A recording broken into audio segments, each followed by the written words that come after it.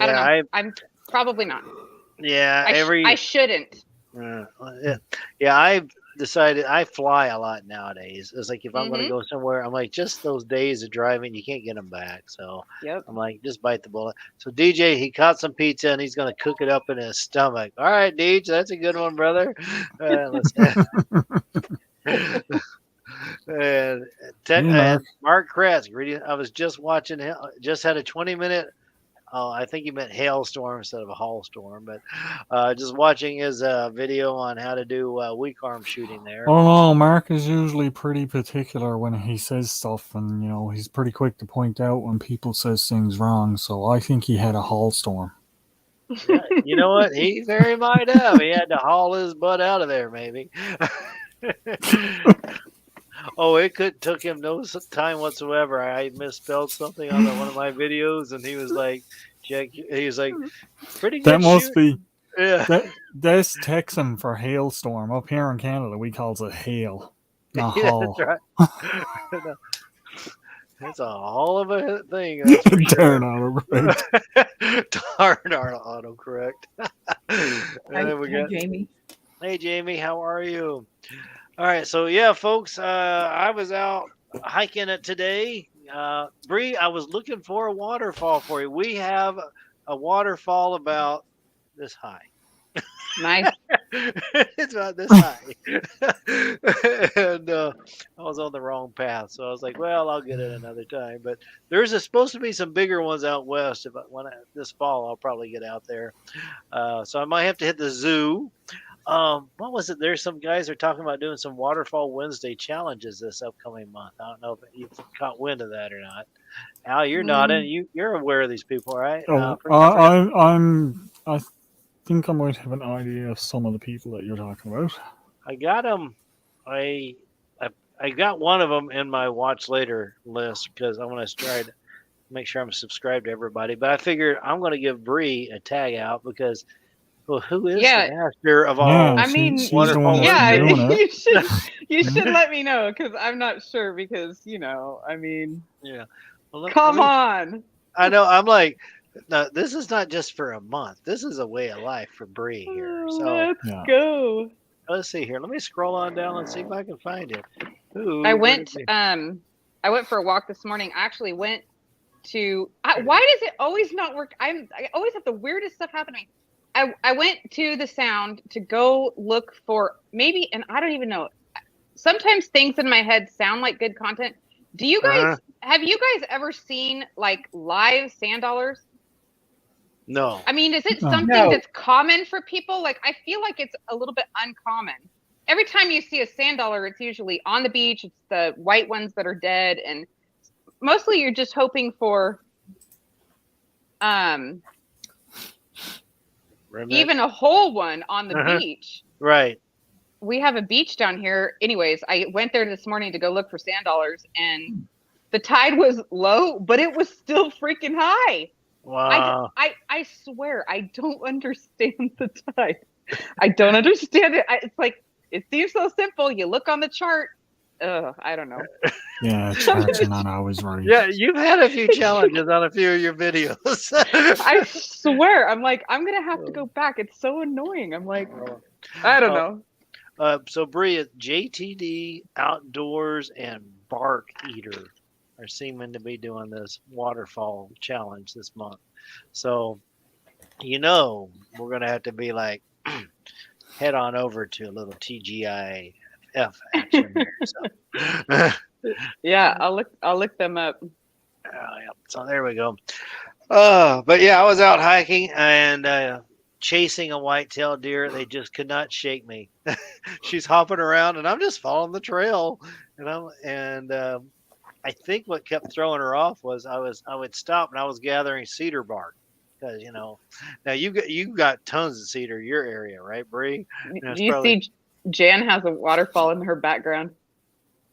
That Bass Pro Shop. I just saw it. I think yeah. we do. I don't know. What do? You collect it for fire starter? Oh yeah, I pull off some of the bark when it's all kind of drying up. You just pull strips of it, and later you wad it up into a bird's nest. So I'm collecting that. I think I was pretty quiet, and then all of a sudden the deer's like, "Oh no, it's a human being!"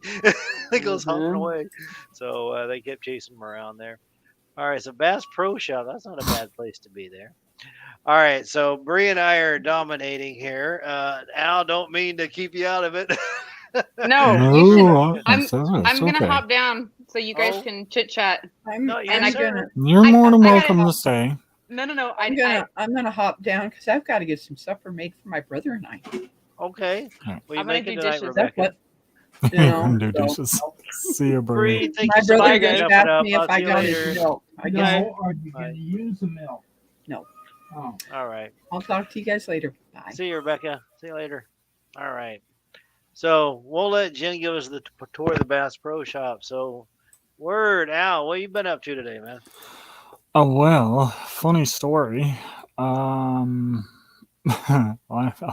laid back for a few minutes and I was like, I'm just gonna lean back for a few minutes before Oh, Johnny goes live, and then I went out like a light. oh, yeah. I laid down for a second, and then the cats were like, "Are we taking a nap?" And I Yep. get to smell myself. I'm like, "Nope, make coffee, gone up." Hey, Jamie, how are you? Let me see if I can say, Nick D. Oh, okay.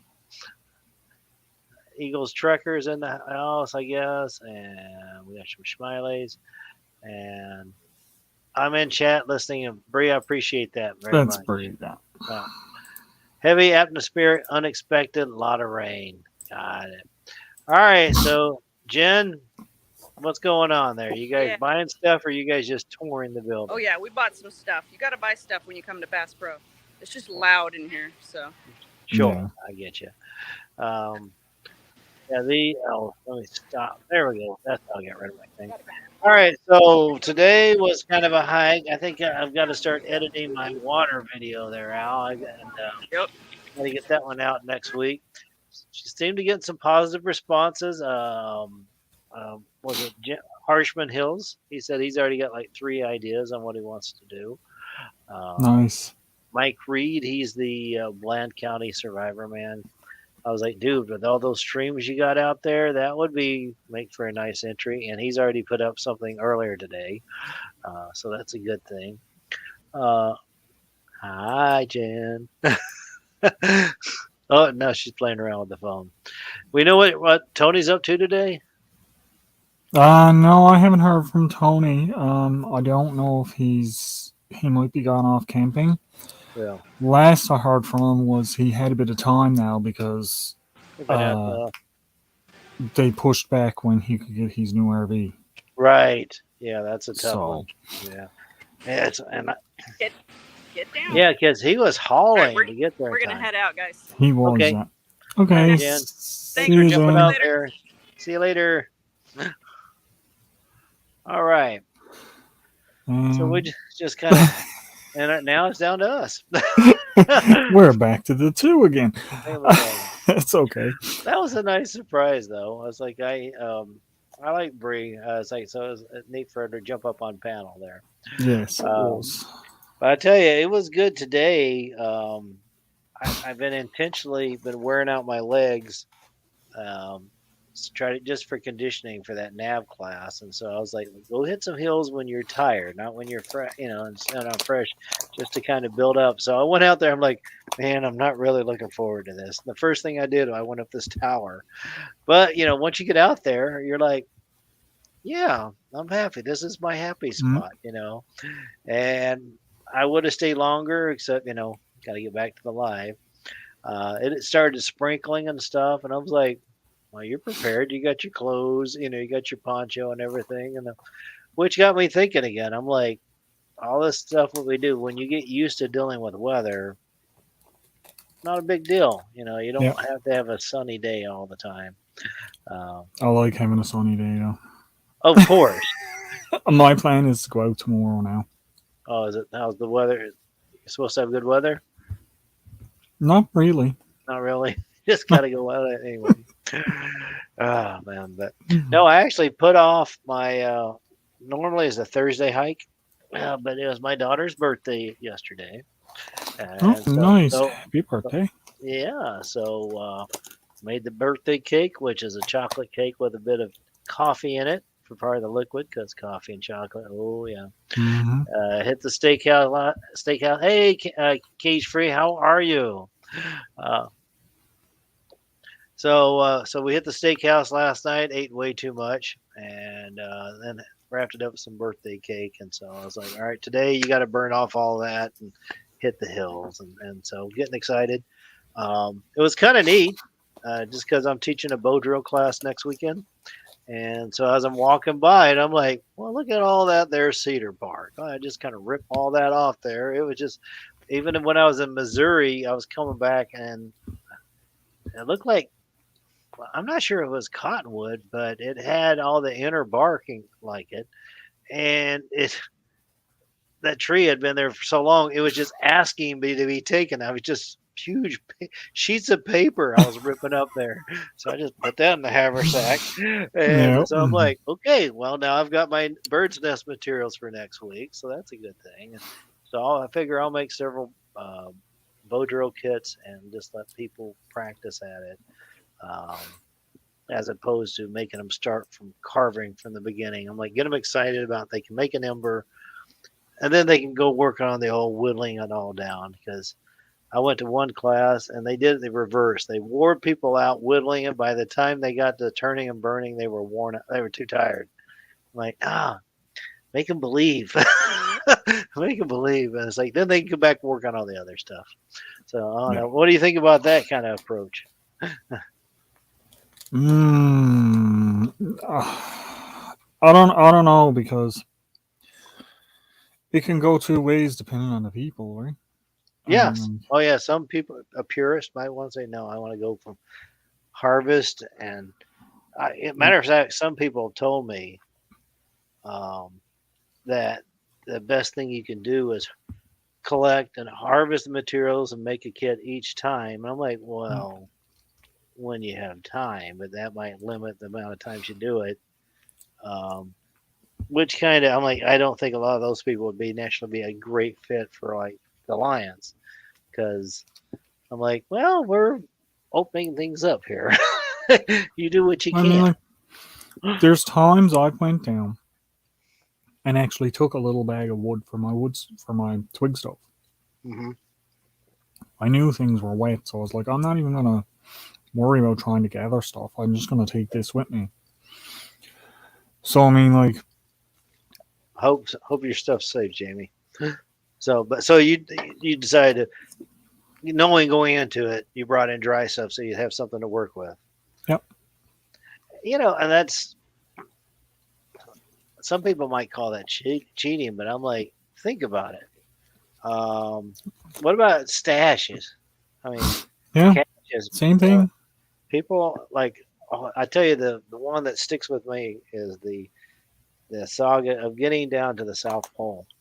The first team that managed to do that, they realized they had to set up caches along the way.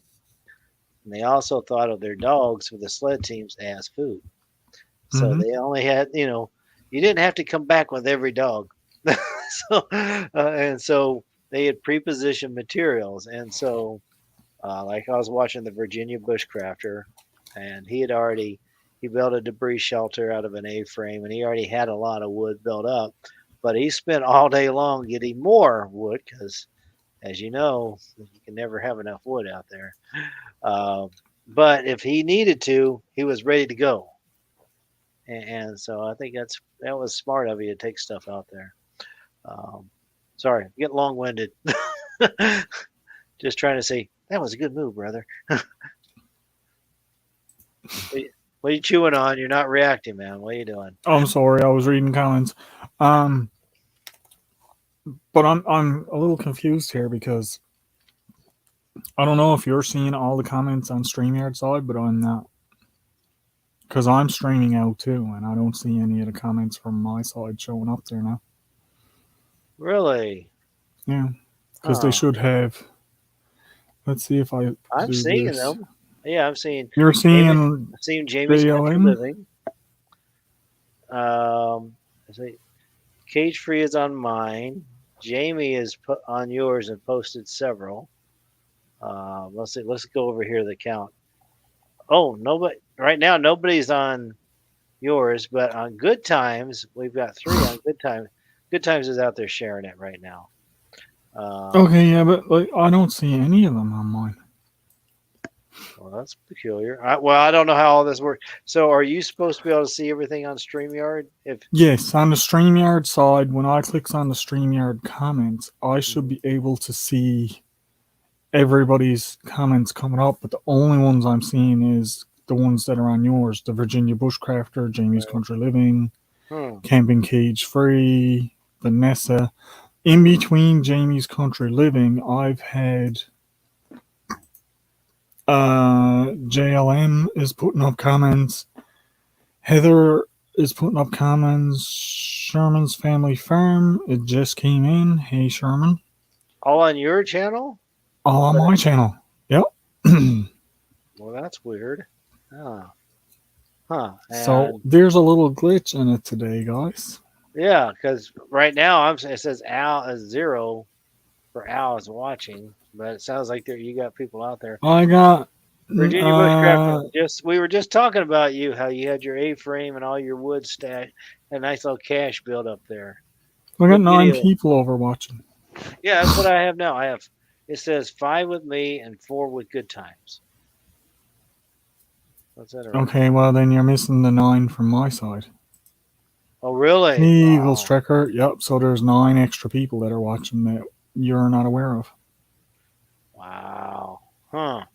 All right. So did you ban me? I from really the like your channel? camp. No, I didn't ban you. Thank you, Virginia Bushcrafter.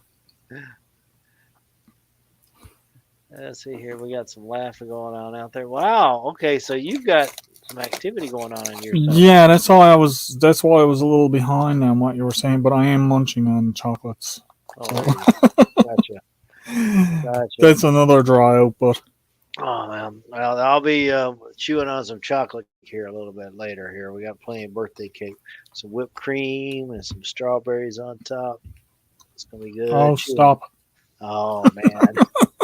Oh man, it's like you wonder why I have to go to the gym all the time. Otherwise, it would be Johnny be round. Well, I've lost about another 10 pounds. Good for you. Now, is I'm it still wait, pretty round though. right? Well, round is a shape, you know. So, but I've also seen you out there. It doesn't seem to inhibit you from getting outside and being active. No. So, I'm not. I tell you, I would not mind dropping some weight because when I was down in Missouri last week, I would have liked to get more miles in. In the end, it was a good time, but I was like, you know what? I wouldn't mind dropping 20 pounds or more and be out there more often. Which I came back, I lost weight. Then I'd put it right back on again. So maybe I just need a lot more trail time. I don't know. Hey, Ed's Crazy Adventures, how are you? And I appreciate you you showing up. Looks like you're over on, I guess Good Times Homestead right now, maybe. Yeah, because they're not on mine. Yeah. And the other thing too, I'm not like if they're not on yours, I'm not seeing the little link for them to be over on Jen and Steve's. That is wild. Huh. Yeah. So well, I don't get it. Hey, just doing our best. Well, at least we're broadcasting and we're talking. We are broadcasting. So that's and we'll let you two figure out who's where and hours and whatever. Big thing is to get the stuff out. Hey, did you happen to see a premiere about an hour and a half ago of a different alliance? And guess what they were doing? Catch and cook. Catch and cook. So I was like, and this is the alliance that doesn't do none of that stuff, right? Right, yeah, that's the one. That's the one. But I was like, what do they say? Imitation is the greatest form of flattery. Yes, and what they're going to try to say is that was their idea first. And you know what? I don't care because lots of people do catch and cooks. Oh yeah, there are people Right. out there. I've seen videos and they do kind of what we're looking for. I'm like, oh, I love this. This is excellent. And I even shared a post saying this is kind of the spirit of what we're trying to do. So Yep. I'm like, I don't take ownership. I'm like, it's not like we're the first people to come up with this. Um, So it's all other people's ideas. right. No, but it's just a matter of how many good ideas and then how much fun can we have with it. So Yep. uh, yeah, so I've been looking at my views. I did wonder. You're having good success with your views right now, right? Decent. I'm doing decent with them. Yeah. Yeah, they seem to drop down right now, and I wondered if it's I did too many videos similar to one another, like too entertaining catching cooks. So could be timing. I don't know, but it Mm, I think it's more time of the year because I'm not getting. I don't get super high views or nothing like that. Like if I get over 100 views in the first day, I'm happy. right. Well, Um. I got 100 views. Period. I'm pretty happy. So then, like the last video I put out, I think it's in the 130s.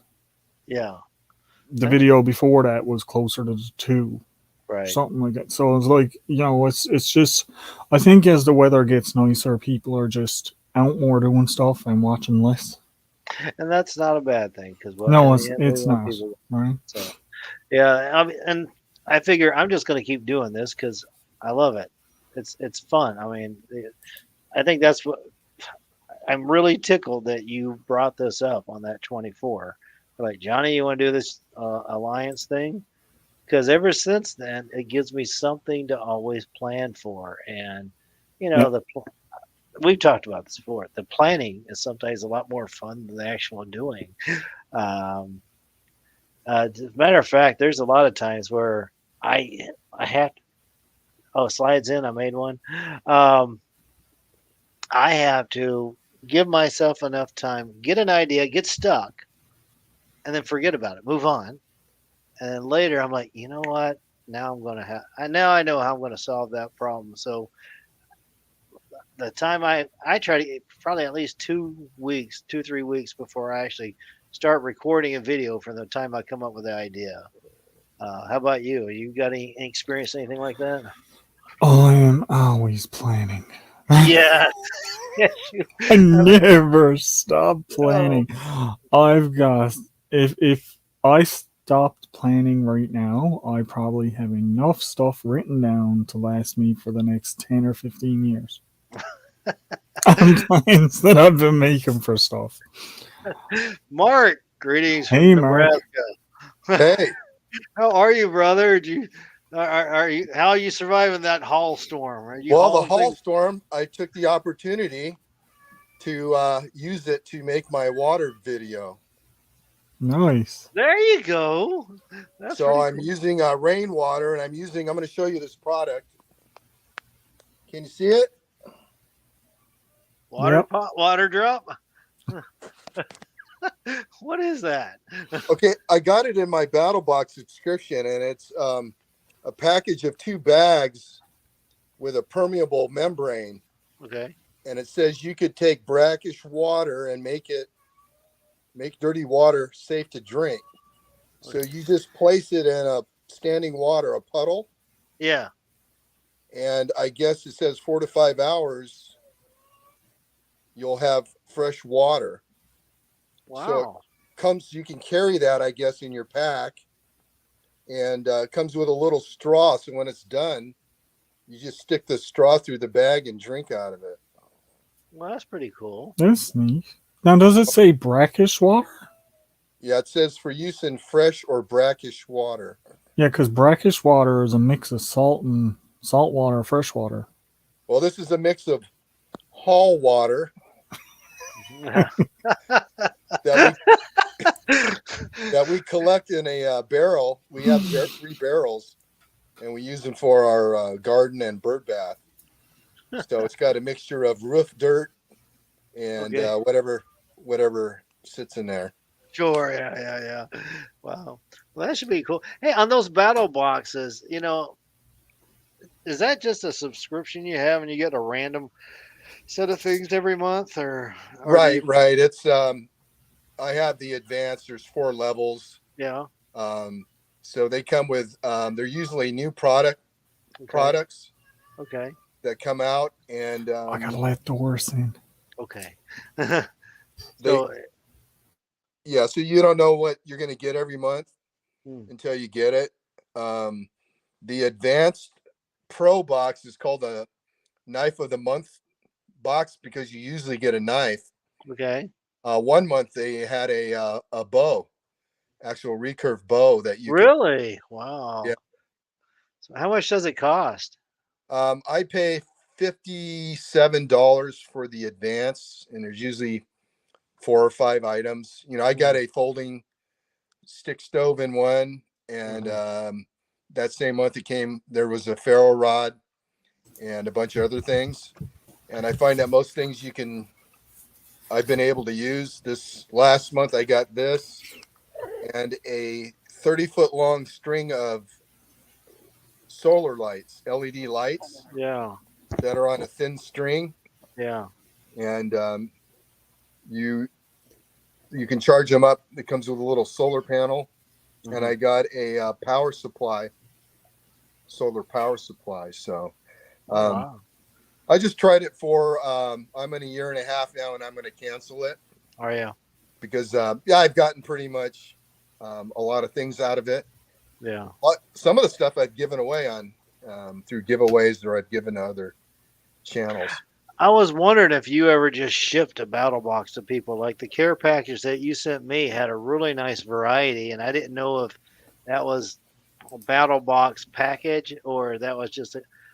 As my impression was, it was a collection of all the things that you've been gathering. You knew I was from Korea, so you got some the bibimbap and then the curry and Yeah, that was all stuff I just kind of had in my preps, and I got probably at least 3 or 4 of everything: camping, mm, tents, sleeping bags, hammocks, right.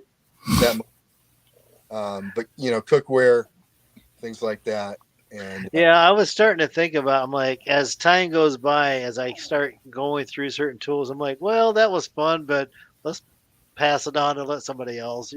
Like there's a certain piece of equipment that I will never ever take out with myself. But yet, you know, I don't know which one it is.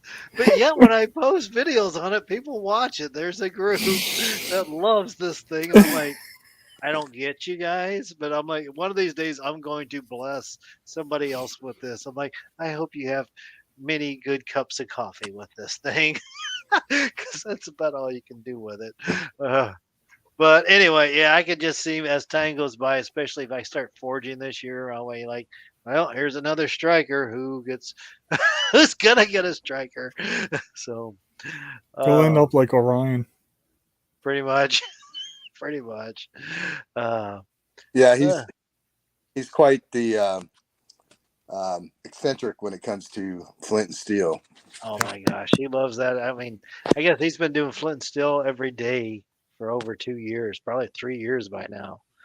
Um, I don't know. What? I think it's cool. And one of these days, I'll probably try to work with the right knife to be able to use that. Have you ever done that before, Mark? Knife and for flint and steel? Yeah, I've done the Mora knife, Yeah. just Okay. that you can do it. Yeah. So I took a Mora. I think I got it for like $9, and so I ground the back 90 degree. Uh huh. I dipped the blade in vinegar to kind of age the blade Okay. a little bit because I just saw people on there saying it wasn't good for Yeah. the rod, Yeah. but I've done it with the chert that we have here. Mm. So Now your neck of the woods, you got good material. I understand down in Texas, like good chert and stuff. yeah, we have the chert, and then we have the ash juniper. I think that's what you have. You call it cedar. Yeah. So you have the fibrous bark on it. Right. So that's really good stuff. We don't have in my area. We don't have pine trees. Mm. There are several regions in Texas that have piney woods. Yeah.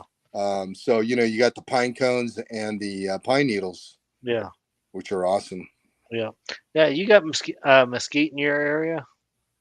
In Southwest Texas, yeah. Yeah. Well, you got to realize, Texas has, you have the plains up north, you got the desert in the west. Yeah. We're kind of in oak tree where I am, oak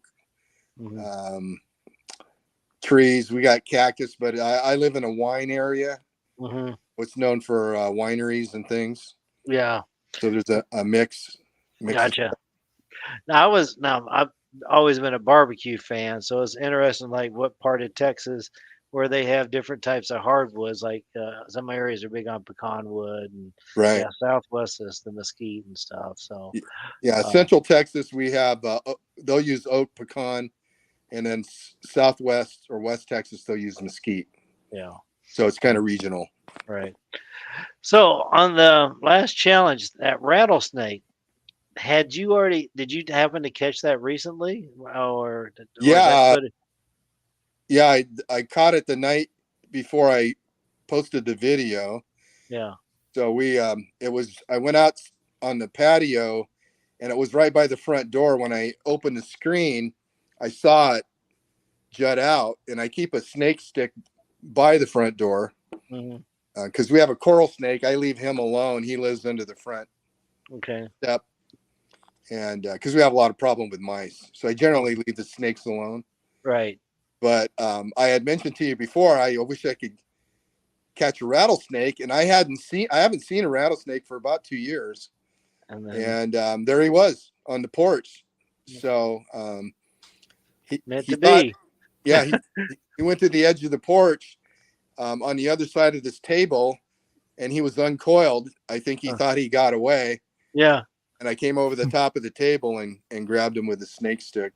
Good job, man. Nice. I mean, what a neat opportunity. Just the fact that lined up right when we're doing this little challenge, And of course, I'm like, Mark's not going to go halfway. I mean, the way you marinated that up and grilled it up, I was like, nice.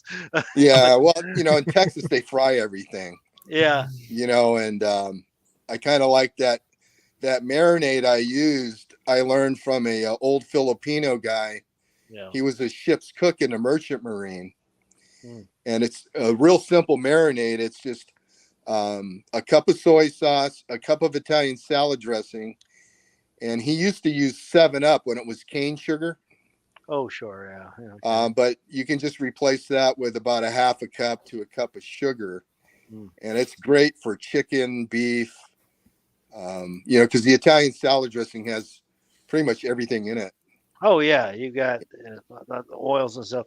And soy, the Asian cooking seems to go really well with game. I'm like, it's like a little bit of soy and honey or something like that. I'm like, right.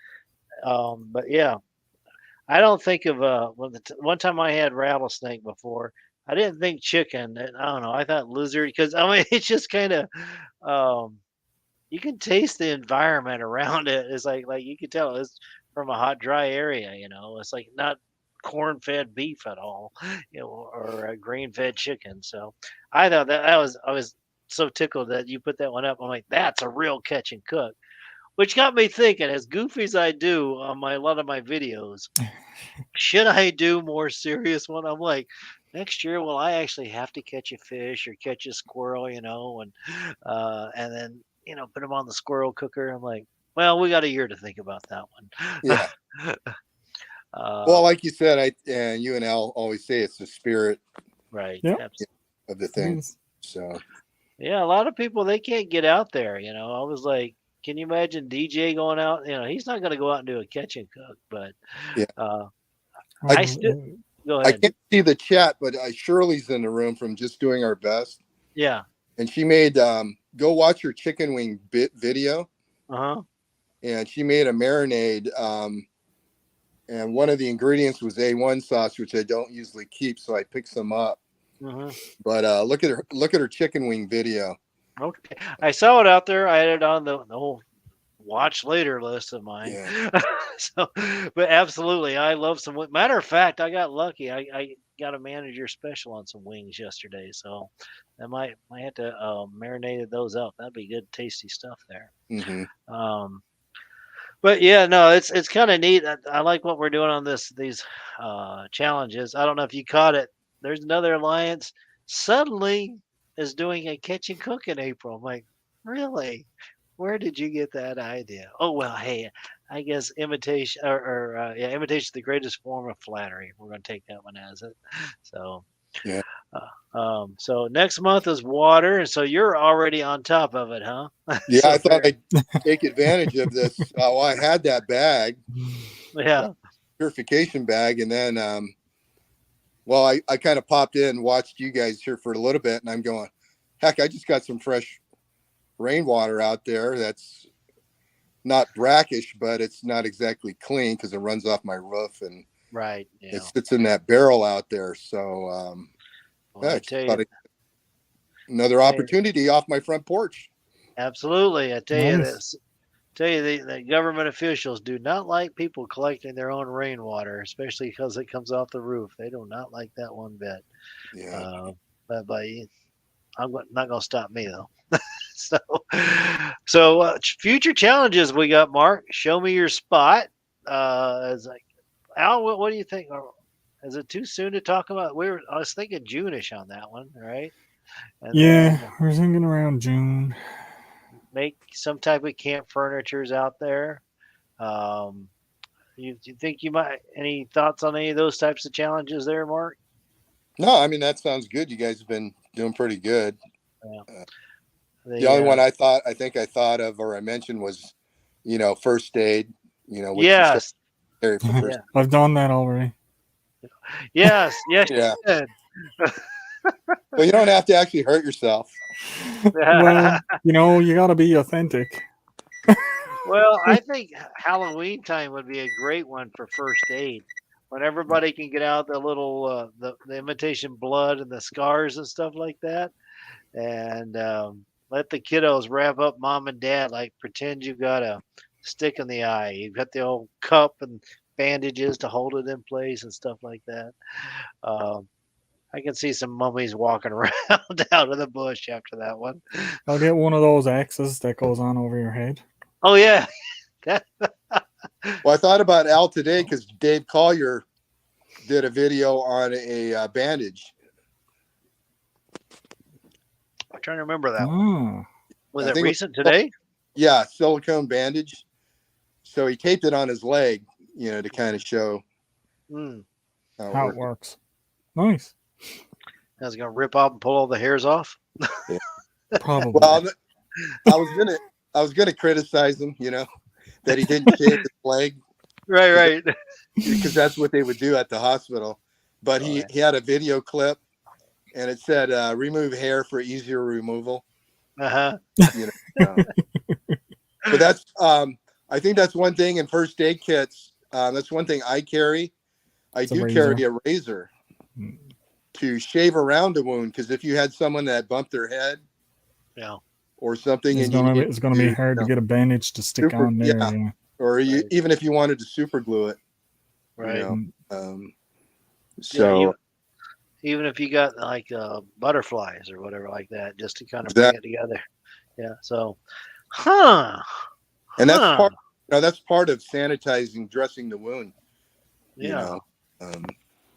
Well, I've got all this real estate, and we're talking about head trauma, so I wonder if maybe we can use this for some type of first aid treatment up there.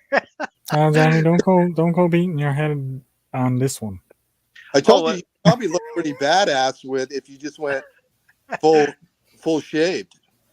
You'd have that Breaking Bad kind of look. Maybe might be worth looking into. But I'm thinking I should keep the beard though. Trim it. Yeah, trim it down. Okay. Like that Breaking Bad guy. Yeah, you look pretty badass, I think. You got a good shaped head. Well, I've walked into a few uniform. things and kind of reshaped it, reformed it a few things. Yeah. That's not a. Maybe I could do a Gallagher type deal. I'll have a hat with hair, attached to it. When you take the hat off, then you see what's really underneath. I might have to think about it, because of my options of hair, it is pretty limited. So that might be one way to explore things. I'll just have to shine it up pretty good, I think. Although might blind the camera though. This Go to navigation the thing. bowling alley and do a homer. Oh my gosh. Well, let's see here. So here's the finger holes right there. It's like the skull socket. Al, what I'm thinking about, I'm like, do we want to rethink the navigation mapping one? Would that be too challenging? I mean, I've got ideas on how to do it, but I don't know. What do you think, Mark? I want to do something navigating. I think it's important people know how to use your compasses or tools or whatever. Yeah, I think I made a comment on one of your older videos when I used to. I was an instructor in Boy Scouts, so I would teach orienteering. Yeah. One of the exercises was have them take a compass and then take a 120-degree bearing. Yeah. Walk 20 paces. Yeah. Take another 120, 20 paces, and another 120, and you should end up. That's 360. You should end up back at the same spot, and that would be easy for somebody to do. But because number one, you need to know where you are to navigate, right? And if you're going to use the map, but you have to orient your map to magnetic north, true north, right? So that could be hard for some people. They may find that hard to understand. Yeah, because I'll be working on that here in about 2 weeks. Yeah. At that nav class, and so I'm like, if I think real world, if people are truly lost, that way very few people actually have a good map that they can work with. Anyway, it's not like you're in the military; you're issued it. This is the area you're in. So I'm like, if you got general areas like identifying large objects, if your compass is off by a couple of degrees, you can at least know that it might be oriented off, but at least it's consistent. You're going to be working with that tool. All right, I took a heading of 11 degrees, let's say, even though truly you might have gone 13 degrees. But when you turn right to go to 27 degrees or whatever it is, it's still going to be the same increments. I think you can kind of work off that, especially if you're like lost in the trail. I figure, got to go off the trail, got to go to the bathroom, take a heading in 90, X number of paces. You come back heading at 270, the opposite way. And then there's the idea of bandanas or whatever, exploring, going further and further out. But anyway, sorry, I'm rambling. I got too many thoughts in my head. Well, maybe when you're fresh from that course, you should maybe just do a video, just how to read a topographic map. We've thought about that too, but not everybody would have access to topographical maps, and not everybody that goes out would even carry a topographical map. Now, I know most of the maps on your phone are, but you're not always in areas where you can load them. Yeah. Well, you don't have to load them. You can upload them to your device. Yeah. But so then if something happens to your device, if something happens to your device, if you fall in the lake or something like that, and your device gets wet, then you're done, right? Yeah. But then a compass resource, right? But whenever I went backpacking, I always got a topographic map of that area from USGS, and now you can just order them online. I wonder if maybe that's something we should explore, just showing people how to get their hands on maps. It's like, let alone, it's like, see, honestly, until you said that, I was like, well, where am I going to get a map in the first place to use? So I'm going to look at alternative ways, so that might be something. REI they usually have the maps in the regions that their stores are. Yeah. So if you're in, Oregon or whatever, Portland, it's going to have a lot of the maps that are in that state. Right. But like you said, you could order them online. When I first moved here to Texas, I bought offline. I got a satellite image of my property, a 5-mile radius map, and then I got the topos, just so I could learn the area, because the topos will have, you know, where the springs are. Right. And then I always recommended to people buy the out of date maps, because Yeah. they'll have historical stuff on there, like springs and mines that may not be on there, may not be there anymore. Especially if you're like into metal detecting or things like that. Sure. Yeah. Yep. Those would be good resources. No, that's a neat idea. Yeah, I looked at for a while. I was like buying a top, you know, of my property, or like where I'm going out to Canterbury's place. I'm like, if I know exactly where it is, can I order it so I get familiar with it ahead of time or not? But yeah, that's a good idea. The idea I like, which is well, I've seen a couple of them. One is kind of bandanas, the Paul method, and other stuff. But there's a guy, Dave Pearson. He goes by really big monkey one. That's what it is. And he said, all right, you can start with a base point and work your way out from there. Take, you know, let's say true north, march 100 paces out, come back, go 90 degrees, 100 paces out, back, south, west. Each one, it's like, if that didn't work, now I try 200 until, you know, but keep coming back so you don't get yourself all lost. But keep further and further out until eventually you find that road or that stream or whatever it is to get yourself unlost. So I was like, that's kind of a neat idea. I'm just not sure if I have the resources to make that type of video. So What's the bandana method? I'm not familiar with that. well, it's just like, you know, kind of like hunting. Okay, so you carry at least 2 bandanas, right? And so you hang one up on a tree, someplace high enough. You go out far enough where you can still see that bandana, and you got a heading until you get to another known location. Like, here's my point. So you hang bandana number 2 there, and of course now you want to go back and fetch your other bandana, and so that way you know how to get back from where you started from. And I think they use that with they call it Paul. Whereas you set all your nav points, and then when you sit down putting sticks on the ground and using like some cordage, you can kind of see exactly where you've gone, and then find out what heading to get back to your original place. Basically make a map of the area type deal. But basically, it's always leave some landmark to see, so you can get back to where you started from. Never get out. Yeah. Boy Scouts, we just learned the rock. You know, you make leave signals with a rock. You know, there's stack them a certain way that you went to mark to go right or left. Or your stack is 3 high, and one on this side means turns right, one on that side means turns left. So you just, you know, for that you could just stack rocks in a unnatural, you know, usually 2 rocks are going to be right on top of each other. So. Exactly.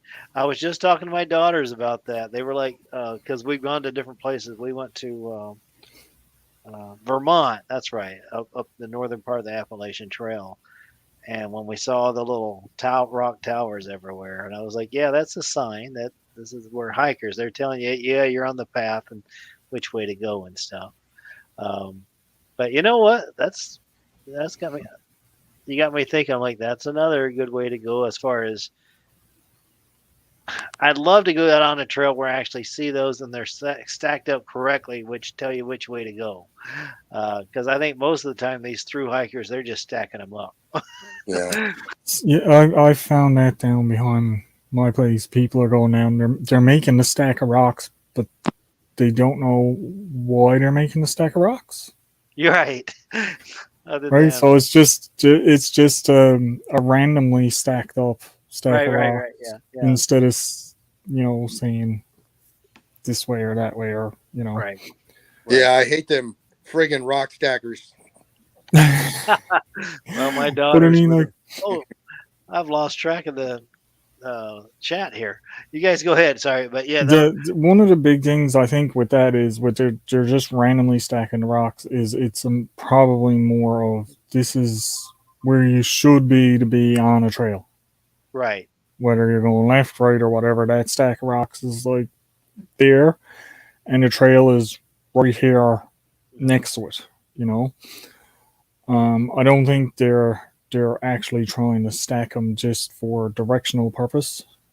It's more for just I walked off the trail. Where's it to? Oh, there's a stack of rocks. It must be over there. Right. Type thing.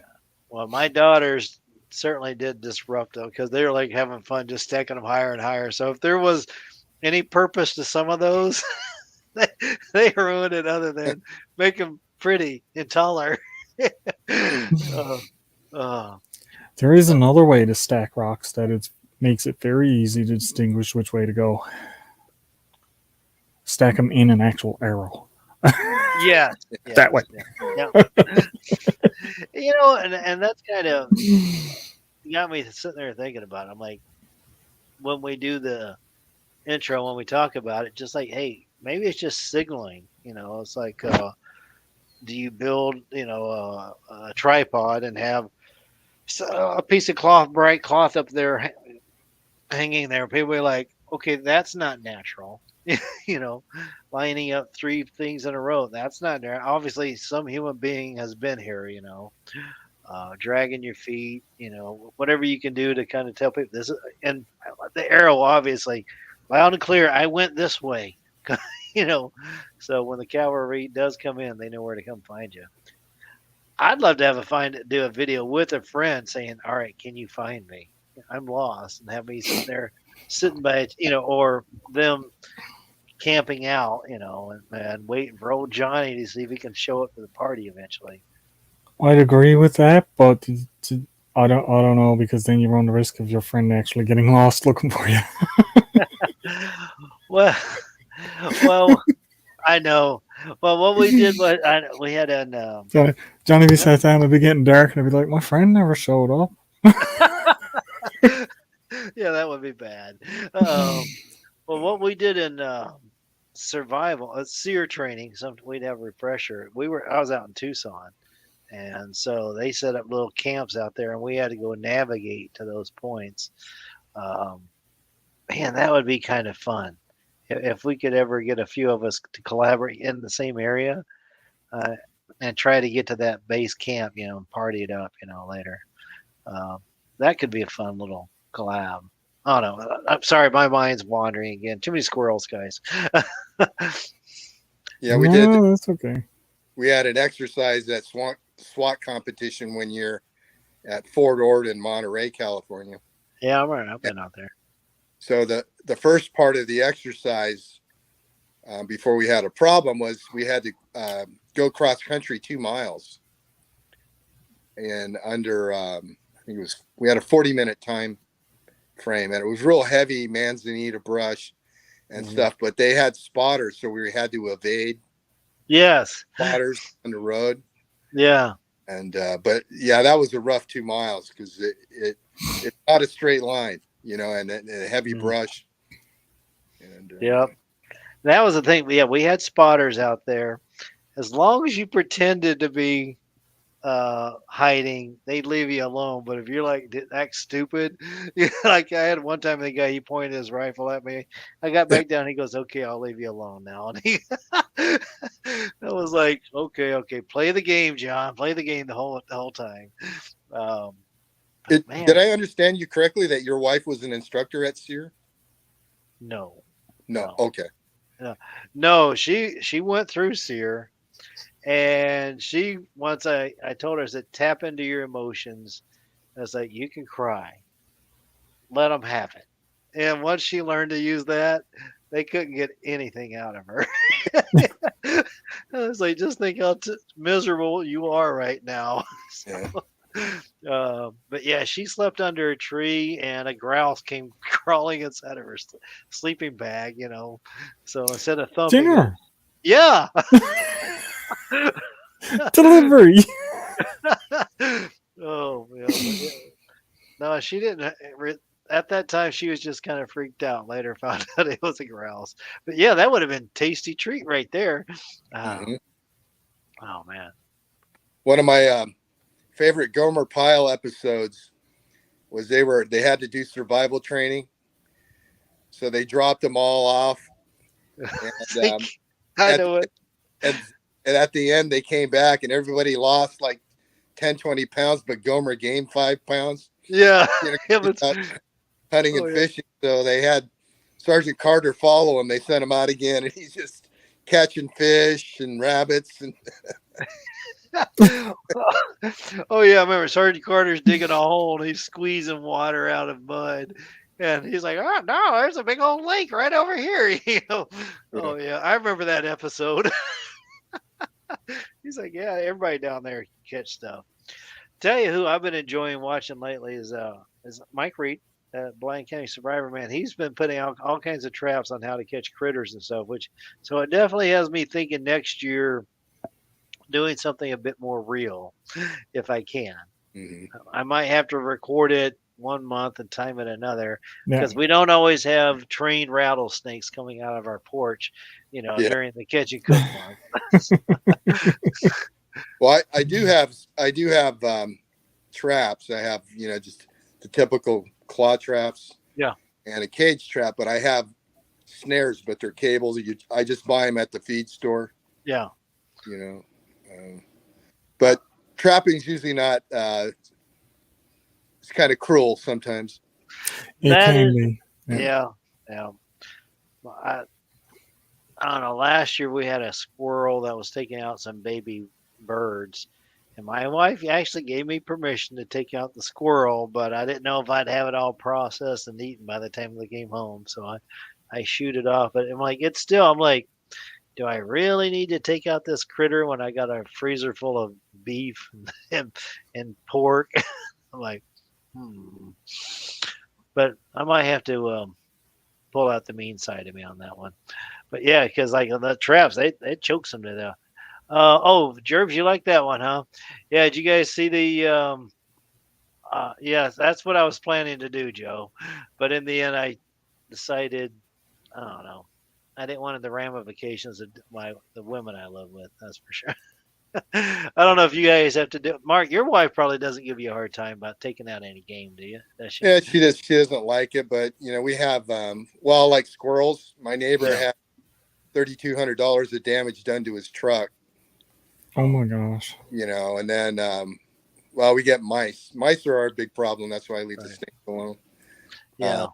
We have cottontails, so I don't shoot them, but possums I try to leave alone. Yeah. But raccoons definitely. Yeah, those are destructive boogers. Yeah. Here in this county, you can't release them because they're a rabies vector. Oh, so if you trap them, you're expected to get rid of them. Okay. But when they find a honey hole, they're going to be coming back, and they cause a lot of damage here. So. Absolutely. Yeah. No. Do you do anything with the furs on them? No. They're just kind of dirty to me. They carry a lot of disease, and it's just not, that's a skill in itself, skinning. Yeah. So I don't get it. Now, rattlesnake skin is easy. If I skin it, I just keep the rattles unless it's something big. But I just, if I can't deal with it, then I'll just take salt and I rub it on the inside of the snake skin and I roll it up. And then I could throw that in a freezer and deal with it later. But the salt will help dry it up and you can kind of clean it up. But yeah, processing skins is, I've done it, but it's a lot of work and I just don't have time to do it. Yeah. So I just feed the vultures. I have an area I call the Valley of Death. Yeah. So I drag out there. I've got a tree out there where all the vultures hang out. So it's like for a while, we were tossing all the mice that we were catching, but out in their area. But now that we've got chickens again, I just throw the mice to the chickens. Boy, do they love it, man! They chase each other. It's like, that's mine, that's mine, that's mine. And I feel sorry for the mouse that goes in the area while it's alive because they don't last very long, man. That's a tough way to go out, being pecked to death by chickens, man. So that's about all we do here. Eventually, I think I do want to. I don't know. I guess it's like anything else, flint and steel or anything. I'm like, you know what? there is something to be said to going out, catching something, and making food out of it. And I don't know, I'm always mindful of the parasites. You were talking about that, so I'm like, how do you make sure you properly cook it and stuff? I guess till it's very well done, I suppose. Yeah. Well, it's always better to overcook it. You know, No. Yeah. boiling usually works for most. Right. There was one guy one season on Alone. Um, he thought he cooked the meat well enough. Next thing you know, within 12 hours, he was sick and he was pulling the plug there. So I was like, he seemed to know what he was doing, but still not good enough. So I'm like, well, don't just run into it blindly, Johnny. Um, Well, I think although, you let the stomach contents touch the meat or something. If that's the one I'm thinking of, could have been. because that's where all the bacteria is. Oh, So you want to be very careful. oh, You know, with especially with the esophagus, things like that. You get that on the meat. yeah, Um, tainted. Yeah, it gets tainted. yeah. Well, this is why I noticed, one of the things up here is when we're cleaning the animal, we don't never, we'll cut open the rib cage and that before anything else, because then you can got more access to get up and make sure you can clean cut so everything falls out Mhm. Right. Well, if you without watch the cutting video, anything apart. I shot a deer in January, so I processed it without gutting it. So I skinned it and then I cut the carcass in half and I put a garbage can underneath, and I take the heart out, but I don't have to take a chance of cutting into the bladder and things like that. So and it's quicker too. So, well, that's the voice of experience right there. That sounds like you've learned how to move it quickly and cleanly. So, which is key. I mean, Poaching with Mark. poaching. Yeah, a lot of times when people have gamey meat, sometimes it's how they take care of it. Yeah. Now I don't recommend it, but I head shoot my deer. Oh, sure, yeah. And that way they don't build up any lactic acid, adrenaline, stuff like that, which can lead to gamey meat. Yeah, Well, it makes the meat taste different for sure. Yeah. Well, it's definitely helpful that you're a good shot, Mark. Yeah. Well, that's why I recommend. I don't recommend it to everyone to try it. Right. See, I think the thing is when Mark goes out, he cheats. He relying on all these skills that he picked up along the way, being a sniper and everything, and it's just headshot. Well, there is no cheating when you're getting food.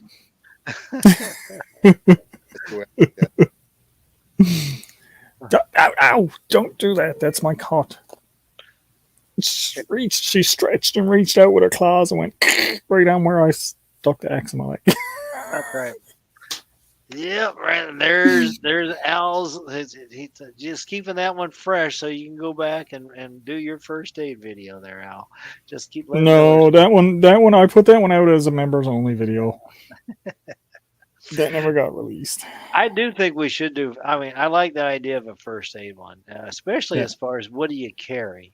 I see people. I mean, obviously everybody's going to do what they think they need to do.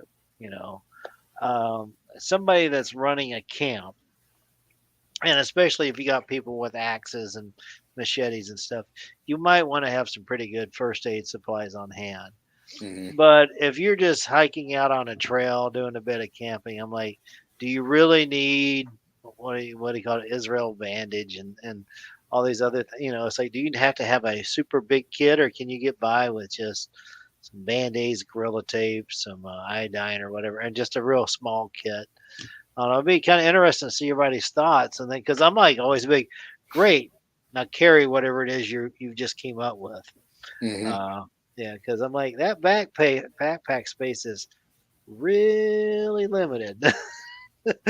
And so I'm like, so you sure you want to carry all that? Because you lose. Well, this is where in comes multiple different med kits. Yes. Because I got my bigger one that I'm doing up over there now. That's like Yeah. that's gonna be if I was going for a long term, I'd take Yeah. it because it has everything. Right. Um, just for regular day trips out, I usually just take the little one. I got some stitching in there. I've got some bandaging, some band-aids, stuff Yeah. like that. So, what is on my list of things to get James. though is a suture kit. Yeah. You think you'd do some suturing though? I mean, I would have on this if I had oh had sure. it here. Right. But you could be. I mean, you could set up a sterile environment in your house to do that. But I can set up a sterile environment out in the woods and do it. you could. I believe you. You could. It's I'm it's guessing. I don't know if I could. it's easy enough to set up a sterile environment as long as you're out of the wind. That's the big thing. Yeah. And you're not in the rain. You can set up a pretty basic sterile environment because you only got to have, like, if I got a big cut on my hand, I only need sterile environment from here down. Yeah. I don't need to have a sterile room, like a hospital room or something, you know? One thing about that I see people do wrong is when they have a cut and they're wiping it. Yeah, you don't wipe the cut. Well, you wipe away from the cut, Yeah. and you don't go back over it. You wipe away, and then you toss that dressing.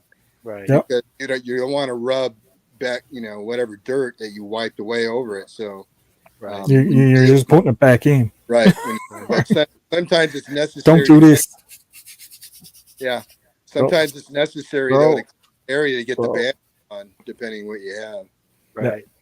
I was with my leg. The reason I said I would have had no trouble stitching this up, no matter where I was because it didn't bleed a lot. Right. It hit the bone because the skin is so thin there, but I never hit a big vein or anything like that. So when it cut, I could see right into it, and I was like, "Ugh," but it didn't bleed. I was expecting it. By the time I got into the house, there's going to be half a shoe full of blood because I know it's very easy to strike Right. veins and arteries and stuff that are thinner in the skin. But when I got in and I took my sock down and looked, and I was like, "Hey, it's hardly even bleeding." So I just stuck a couple of pads on there and went about getting what I needed to get and went out and fixed it up. Duct tape would Yeah. work to close the incision Right. in a pinch. Yeah. That's kind of where I'm like, and James, by the way, Harshman Hills, I'm kind of more like your line of thinking there. But when I was I was listening to Gray Bearded Green Beret. He was at that basic survival class, and he was got a lot of medic background, and he was talking about can you have a sterile environment or not. But the big thing is just closing the wound. He showed techniques on how he's using duct tape and other things, and kind of like football lacing. By using the duct tape and some branches, you can kind of bring it together, kind of like a butterfly bandage step effect. So it got me really thinking about it. I don't see myself Ramboing it, cutting and sewing it all back together. But it depends on the cut too. I mean, Sure. like Right. that's where I mean, like if you got a cut that's gushing, Yeah. you're not going to get that closed very easy, and chances are you need some help because Right. if it's gushing out blood like that, chances are there's something you nicked or cut that is important, Right.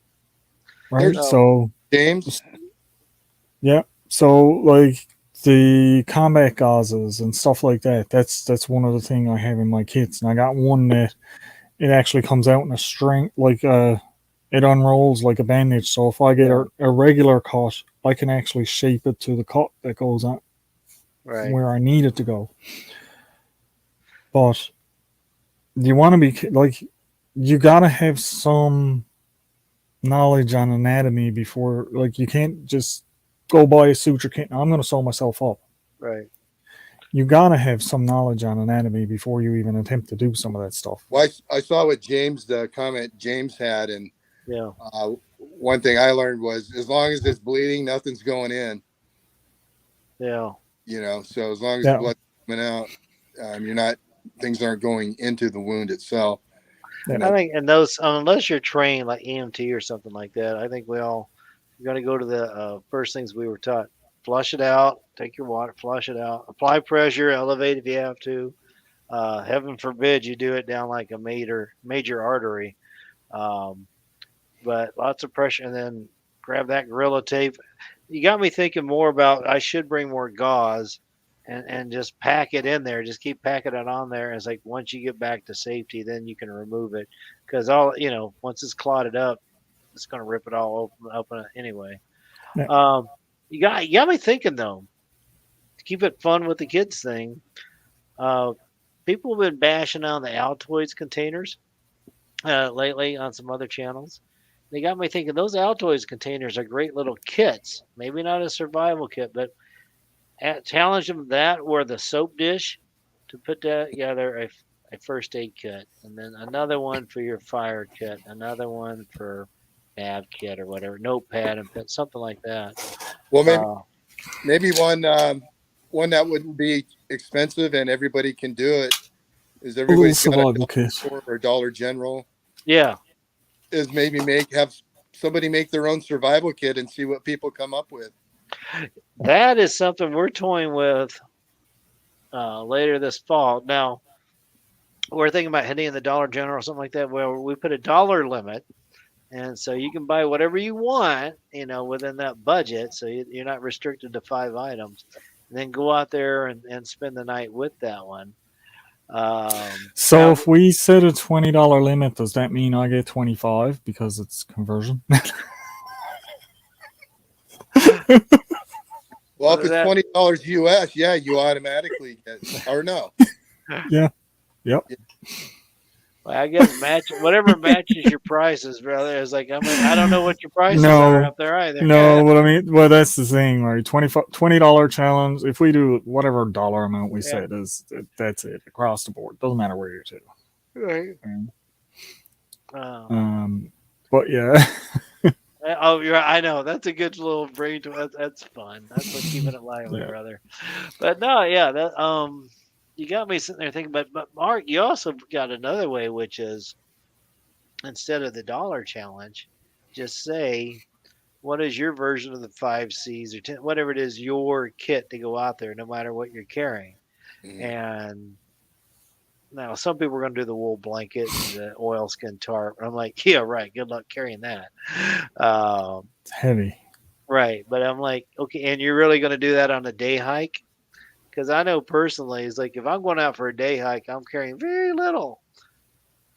I going out on the Ozark trails. Well, heck, I'm already bringing a tarp, and I'm bringing a hammock, and I'm bringing sleeping bag, and I'm like, I'm bringing more because I'm already planning to stay out there longer. So I'm like, what else do I need to bring to supplement that? My last day hike, I actually weighed my pack, and it was 40 pounds. Wow, that's a fair amount of weight, brother. I was wondering, I'm like, because I've been loading mine up, and it's got me thinking, I'm like, man, I really need to get some lighter equipment. But it costs so much darn money. It does, yeah. So even if I can afford it, I feel like it goes against what my channel's about, which is removing obstacles. You don't have to buy expensive gear to get outdoors. No, my stuff is expensive. What's my most expensive piece of gear? That could be one good one too. What's your most expensive piece of gear? What'd you spend the most money on? You know what? That's a good idea. Right? Yeah, it's like I was like, what is it? When is it? Is it worth the price to you? I was watching. Here we go. That's a good one there, VB. Nicole hikes a lot. She does trekking poles. Now they sell lights inside those trekking poles. And so just stab it in the ground. All of a sudden you got camp lights around there. She didn't have to use her headlight the whole time and stuff like that. I was like, I like that. A multi-purpose item there other than just white hiking. But that's not a bad idea. It's like, what in your mind is worth the extra dollars on a certain piece of equipment? That's pretty cool. I like that. Well, I think a lot depends where you go to. Like I used to go hunting up in Alaska, where you don't want to go up there with a Kmart tent No, no, or you want a good tent and stuff pair like of that. boots because it's such a different place to be, and you're not near a resource when you get dropped off by a plane. Right. Because you were going to be on your own until that plane comes back, or until you can get out. So, Right. Depending on where you're going to. So, Right. a lot of what I do now is I'm not into backpacking anymore. So I'm more into the motorcycle camping, and with my sidecar, I could go places though a Jeep sometimes can't get. Yeah. So I still have that remote access, but now I can carry a cot. Right. You I can can- take those extra comforts with you. Right. So I can carry a small ice chest and a tent I could stand up in. So Right. being 65, because if you're not comfortable, then you're not going to want to go Right. too. Totally. So there's that trade-off too when you get older. No, I feel you. I see. I'm in my 40s. I'm like 46 this year, but when I did that 5-item challenge, it's wasn't that I was truly comfortable because I wasn't. Yeah. And then we did the sleep system one where I slept out in the cold, and Yeah. Mm. I was warm but comfortable. But would I do it again? Hell yeah, I Yeah. would. Right, I'd definitely do it again. I thought that was a good part of the fun of it. I still do. I always did. Rough it, just go out and rough it. So VB, Virginia Bushcraft, how far do you usually hike? He says he carries about a 45 to 50 pound rucksack, lots of water, hatchet, large knife, saw, and stuff. Yep. Which is very bushcrafty. That's Yeah. what I do when I go out. I has my canteens all full of water, and I'll have a couple extra bottles of water or drink or something thrown in the backpack, and how far are you very quickly comfortable? gets. How many miles would you say you're comfortable going in a day when you carry that kind of load? It depends because the area I'm in. If I go probably 20 miles, I'm in another community. So Right. so it was like, what am I carrying all this stuff for? I'm carrying all this stuff so I can go out probably 10 miles and get in an area and just make it comfortable. Right. And see, I think that's a discussion people should have. It was like, because a lot of times, let's say you're talking to your through hikers, ultralight, and they're just getting miles in. So that's your purpose, get miles in. Okay. For me, I'm the lazy camper. I want to get to that water source, and then I want to hang out for a while. So I'm going to carry a heavier load because I'm going to cook better food, and then I'm going to, I like my electronics, so I'm going to carry some extra batteries to recharge them, their electronics, But at the same point, I don't want to have to carry all my water. So hopefully I find a water hole to replenish, filter and stuff like that. So it depends on what you're doing, dry camping or not, and how far you want to go. Like the one dude, I told you we went out for a hike last October-ish, November, something like that. And he's like, "What are we doing?" I said, "Day hike." He goes, "What? Oh, food." I'm like, "Dude, you can bring granola." It's like, I'm cooking lunch. I'm making my YouTube video. You're certainly welcome to do it. And he came out with the oilskin tarp. He came out with a wool blanket. He came out with a hatchet. And every 5 minutes, can we stop and get water? Sure. And we shaved off about 3 miles off that hike of what I really wanted to do that day, because I was like, okay, he's a different mindset, So He was probably thinking more along the bushcrafty side of it. yes, We're gonna get somewhere, and I can set up my tarp, and I got a nice, comfortable place to sit down and lay down and relax for a while. It's this is wherein I say prepare for who you're going with. I'm using Because the. Go ahead. if you came to go with me, Johnny, you might want to take a bit extra stuff. Right. But if I come down to go with you, I'm gonna take a bit less stuff. That's You're- right. See, that's you Right? just got know your objective. Camping cage free. I use the Sawyer squeeze. By the way, what were you gonna say, Mark? What a lot depends on what your terrain is. Yeah, Yeah. absolutely. I used to Yeah. do a lot in the Sierra Nevadas where you're 9,000 feet above. Yeah. And if I just showed up and took off, I'd get an altitude headache. Right. So I would typically go the night before, sleep in the car, and then get a little bit acclimated before I go. But I used to figure an average where you're having steep elevations with a pack. A normal human walks about 3 miles an hour on flat ground. Well, I found that I averaged about a mile an hour when I'm going up hills and elevated Yes. trails and that. So that's what I would usually plan, Yeah. 1 mile an hour, especially with a 40 pound pack or plus. I was not moving. I was shocked to find out I was moving less than 2 miles an hour in Missouri. I thought for sure I'd do 2.5. No. And so the next day when I was boogieing out of there, I was like, I think I can do it in 2, but it's probably going to be a bit more than that. It was like 2 hours, 15 minutes to get out of there. But that's terrain. I'm older than I used to be, and I think I was carrying a bit heavier pack. But I mean, do what you got to do. Just Well, I think it's part of it, learning yourself. You know? that's a good point too, because I might take a 40 or anywhere between 30 to 50, 60 pounds on my back and start going. But when I'm going up these first set of hills, Yeah. I'm not going like full tilt walk, go, no. I'm taking my time. I'm taking breaks. Sometimes the last time I went up the hill, I took, I think, 4 little breaks.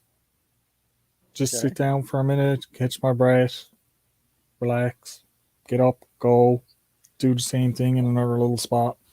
Because if you're trying to do it in one full, First. just Yeah. burst, start from the bottom to the top. By the time I get to the top of these mountains here that are around me, I'm just drenched in sweat. Right. Then I'm up in the cold wind. Then I don't want to do anything else because I'm beat out from climbing the hill.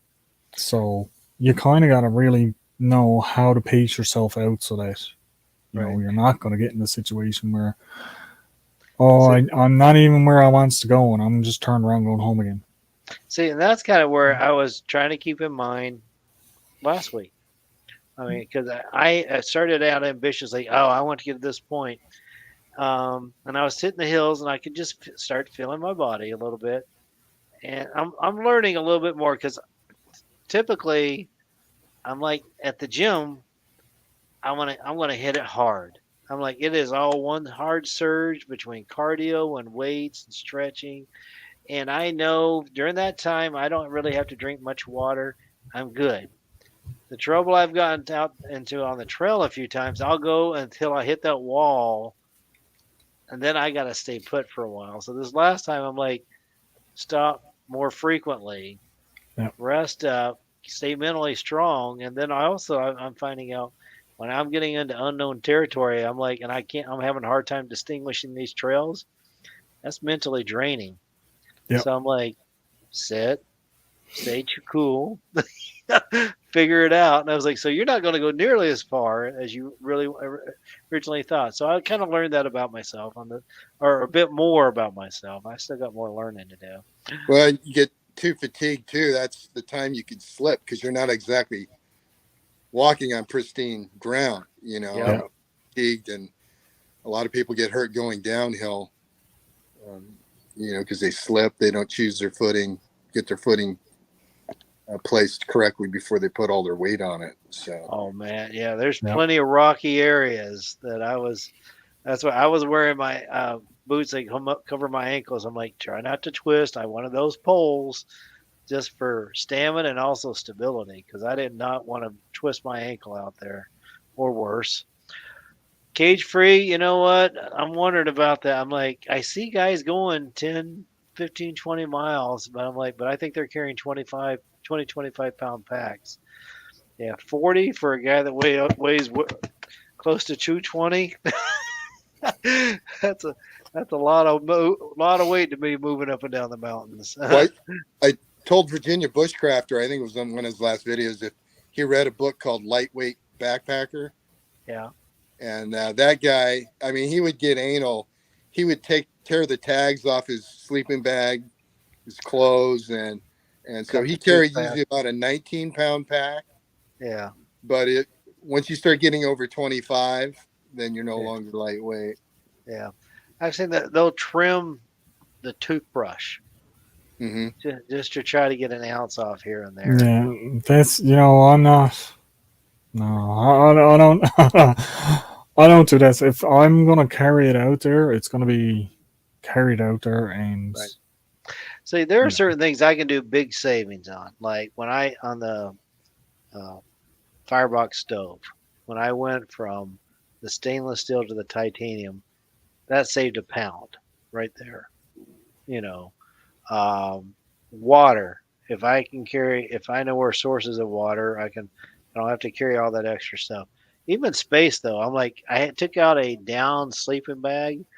That thing was way too big. I'm like, okay, I might have to spend more on a better sleeping bag or quilt where I've got more room in the backpack and I'm not wasting space and weight. So I mean, there's things I can do to shave it off. But as far as getting down to like fighting for an ounce by trimming my toothbrush, I'm like, I don't see the gain in that one. It's just, but hey, that's Ounces equal pounds.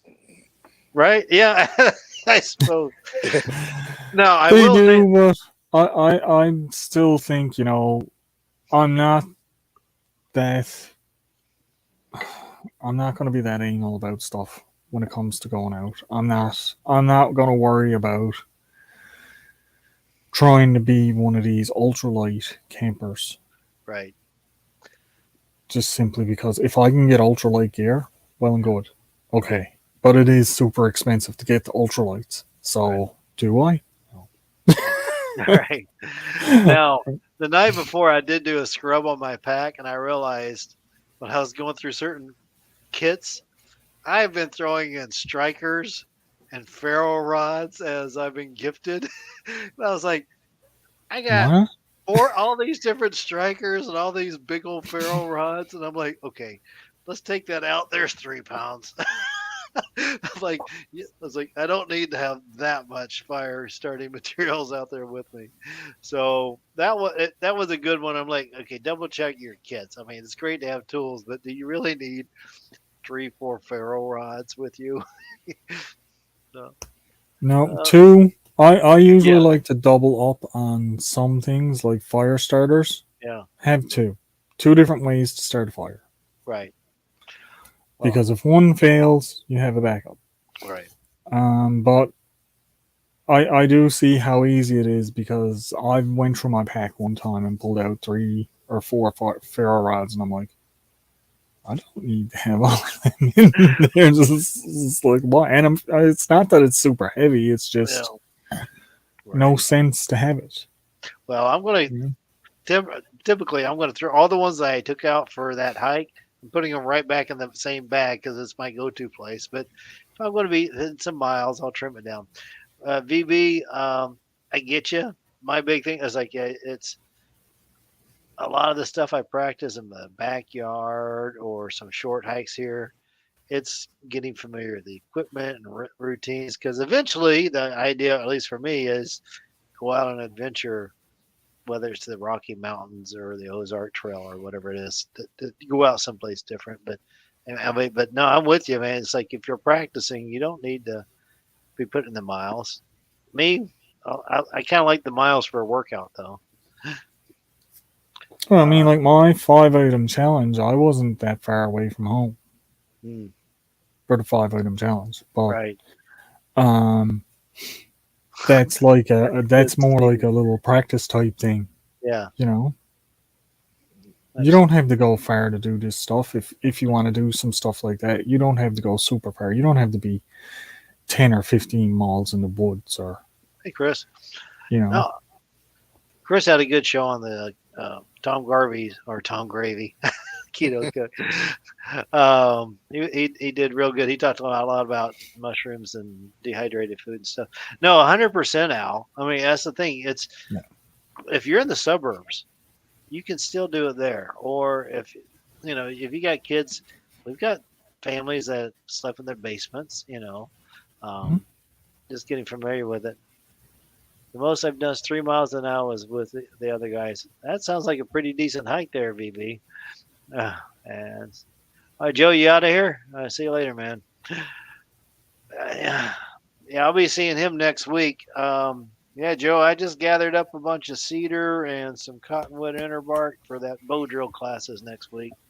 So yeah, I got to make some kits. Well, I'll probably do that Thursday when I'm hanging out around the fire with the guys. So kill some time there. Hey, I'm gonna bow out. I gotta eat supper. Okay, So, Mark. Hey, thanks for coming up. Great discussions. Good right. visiting with you, man. Later, brother. you're always welcome, Mark. bye, everybody in See the ya. chat. What we got here? Winter camping seems to take a lot of weight from. Yeah, I've been watching those guys. I guess you kind of got to get a sled. There's a lot of time. If you can get a sled to drag behind you, it's great, especially if you're in an area where you can drag a sled. Because where I'm to, I wouldn't attempt to drag a sled up over. Yeah, I was thinking Indian Cave down the road a bit. If that would be worth it, they've got some shelters, primitive shelters there, but they've also got some booger or some hills to get up there. So I'm like, I have to really think about that one. But it would make probably good content. And what we were talking about earlier, ideas, right? Just Yep. kind. Well, I'm trying to work out. Let me see. Let me see if I can give you an idea. Where's my? There it is. Looking for my map app, right? Not what you want to be looking for, especially if you're out. Elevation. Where am I getting elevation? Terrain, maybe. Yeah. No, it's still not giving me the elevation lines. Google Earth gives you the elevation lines, doesn't it? I believe think it does. so. I'm It's going been to a check while. now. I usually use AllTrail app, and I download the maps there ahead of time. And I love that even in airplane mode, it's most of the time it's going to tell me where I'm at and stay on track, which was really helpful. I tell you, when there, even today, I was at a park where there's got lots of little bike trails and stuff. Man, I could have gotten all kinds of turned around, but I tell you, having that little electronic map, I was able to correct much quicker. Much quicker than had I, going for a half a mile to a mile and realizing you're not where you think you're supposed to be. So, Chris, yeah, I listened to you and Tom and Mike the other day. That sounded like a pretty good discussion there. As far as sounds like you've been contacting them quite a bit. Yeah, if you guys don't know, Tom, the Keto Cook, and Mike is a Keto Journey. Good friends here. Mike's Keto-rific Journey. Yeah. They Mike actually he spent some time out on the Appalachian Trail back in his younger years, and so he supports what we do. He's always like he likes to watch our videos and stuff, and they're good guys. I like them because one, they're good guys, but also they cook, and they're trying different things. And so me, every time I go out, I want to try to cook something. Like it was crab cakes recently. Today it was only popcorn just because I wasn't feeling very motivated. But you know what? It's 0.33 of a mile, so a third of a mile. Out to your spot? No, that's to get onto the top of the mountains. Okay. So in the third of a mile, you go from 10 meters sea level Yeah. to 700. Yeah. So that's pretty. that's what I was trying to say. There was it's a relatively steep climb in a short distance. Right. And that's, I don't know. Do you ever have to warm up or anything like that before you take on a hill like that? Or is just that like, Usually I don't. yeah, Usually, and that's one of the things wherein I get part way up and I'm sitting down and I'm looking at the camera saying, I am not in shape for this. right. um, yeah, it's pretty up there, Jen. Right. But that's what one of the big things I look at when I go out is when I'm going on these hikes and stuff like that. How much am I carrying? And now, you Right. know, if I wasn't carrying anything, it's not that bad of a climb. Right. But when you strap even 30 pounds on your back, Yep. it makes quite a big of a difference when you're going up.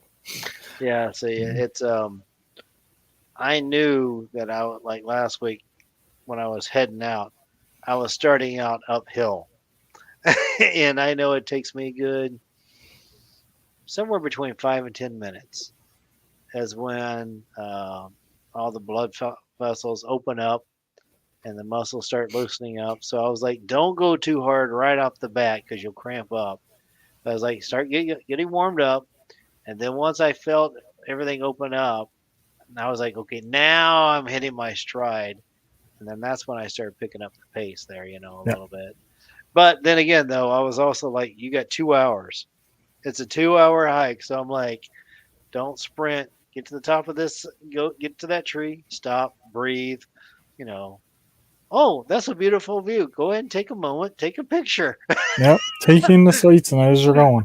Yeah. That's one of the things that I took a guy down to my fire camp one day and I was like, "You got lots of time?" And he's like, "Oh yeah, I got the whole day." Mm-hmm. So then he was late coming down because he had to drop his little fella to daycare. It was okay, that's fine. It's fine. You still got the whole day? Yeah, I got the whole day. So we start walking. I said, it's going to be about 2 hours to get to where we're going. Okay, no problem. I said, it'd be about 2 hours, maybe an hour and a half coming back because it's a little easier coming back than it is going.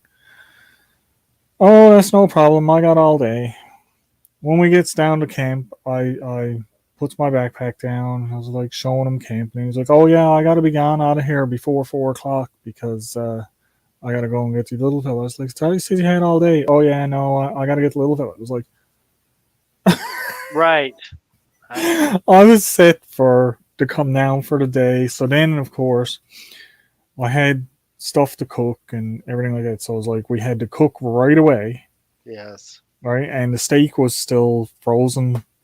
Yes. Yeah. Frozen solid, and I'm like, "You said you had all day, man." And it was like, "Yeah, but I gotta go and get the little fella out of daycare." So I thought you said you had someone was picking him up, so you could. No, I'm not in a camper. Right. I'm in my man cave, the back step cave. Yeah. But it's like, if you don't have time, that's fine. We can still go for a hike, but let me know because I wouldn't have carried my axe, my chair, all this extra stuff. I wouldn't have took because none of it got used because we went down, cooked steak, cooked some noodles, we ate that, then we packed up everything and left and went again. Right. No, I know what you mean. That Right? when I was telling you about where I shaved off about 3 miles from my buddy, Yeah. they had a kid to pick up. Yeah. I was like, okay. And yeah, it's like, whereas Gerbs always says, he go, okay. Mm-hmm, yeah. And I mean, like, I had all intent. We had other activities planned too. Yeah. With the stuff. So I didn't get to stay and do all of that the way I wanted to. It was just, quickly stop and say, okay, well, here, take a few out of this and pack everything up and just go on again, and I'm like, oh my god! And then he's the whole way back is, are we gonna get back in time? Are we gonna Right, get? right, It's like, right, look, I told you how long it's gonna take to get back. We left at this time. We will be back in time. I right, said I do know where I'm going and how I'm getting there. right. And it's like, if I tell you it's gonna take an hour and a half, it's gonna take an hour and a half Right. for me, Totally. Right, right. which is Yeah. stopping every night. And this is a guy. He was at the gym every day and he's very well in shape. So for him to walk the trails was a lot easier for me, not to mention the fact instead of taking a backpack, because he knew he wasn't going to be very long, he took a shoe bag Oh, for his really? backpack. Huh. So that's how much stuff he had with him. It was all inside the shoe bag. So I'm like, man, I'm carrying like 50 pounds on my back. You're carrying like 50 ounces. Right, yeah. Don't, you know? I hear. Oh man. Yeah, I get you. As like that, I guess the only takeaway you can be like, well, I guess we got out with a friend, but yeah, it's. Yeah, I'm well, sure it was you good would to have get known out with going in. Yeah, it it was would have been good to get nice out to with know a some of friend. it ahead of time. You know. Yes. See, It that's why. was, Yeah. it was really nice to get out with him and get him down to camp and show him around camp and what I've Right. been doing and stuff like this. Right. But yeah, I mean, like when he showed up and I'm already out with all of my gear on, waiting for him to pull up in the car.